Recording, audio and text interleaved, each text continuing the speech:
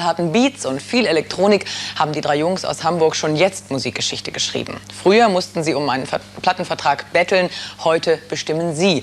Und ihr Leben hat sich komplett verändert. Plötzlich sind sie reich. Leadsänger HP zum Beispiel steht auf Luxus-Oldtimer. Meinem Kollegen Christoph Jens hat er seinen prunkvollen Fuhrpark gezeigt. Ein Jaguar, Typ E, wert über 100.000 Mark. Das ist der ganze Stolz von HP. Gekauft hat er sich diese Luxuskarosse aus dem Erlös der ersten Scooterplatte. Hyper, Hyper! Hyper, Hyper verkauft sich über 750.000 Mal. Das war vor 2 Jahren. Seitdem schüttelt der 31-Jährige einen Hit nach dem anderen aus dem Ärmel und sammelt Autos. Das ist der Jaguar E-Type, Baujahr 73, 12 Zylinder, 269 PS. Obwohl der so alt ist, geht der immer noch ab wie eine Rakete. Das ist so das Sahnestück von meiner kleinen Oldtimer-Sammlung. Und hier haben wir den Mini Moke, Baujahr 69. Der war in den 60er Jahren völlig angesagt. Heute sieht man den höchstens noch mal so in Urlaubsorten in Spanien oder so in wärmeren Gefilden. Naja, das ist im Sommer ganz witzig. Und da hinten haben wir noch den Mini Pickup. Der ist von 79, die wurden auch nur in England ausgeliefert, der ist auch aus England importiert und restauriert worden. Naja, und der geht auch ganz gut ab. Break it up, break it up, break it up, break it up, my love. Bis heute haben Scooter 10 Top-10-Hits gelandet. Insgesamt verkauften sie mehr als 6 Millionen Platten weltweit. Mit ihrer Mischung aus Pop, Wave und Dancefloor trafen sie genau den Zeitgeist. Ihre Hits sind der Renner in den Diskotheken. Von bettelarmen Rockern zu millionenschweren Ravern. HP kann es manchmal noch gar nicht glauben, dass es ihm wirklich so gut geht. Man hatte vorher echt Jahre, wo man sich gar nichts holen konnte. Ich hatte auch irgendwie 5, 6, 7 Jahre gar kein Auto, nur ein altes Rad.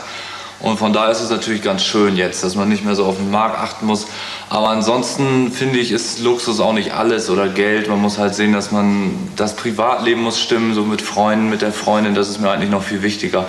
Und wenn es mal nicht mehr so läuft mit dem Erfolg, verkaufe ich halt wieder Autos. Solange ich einen Mini behalten kann, bin ich schon recht zufrieden. Hier entstehen die Hits. Vor 1,5 Jahren kauften sich Rick, Ferris und HP ein eigenes Studio. Seitdem produzieren sie ihre Songs selbst. Die Zeiten, als die Jungs noch in vermoderten Kellerräumen probten, sind längst vorbei. Fire!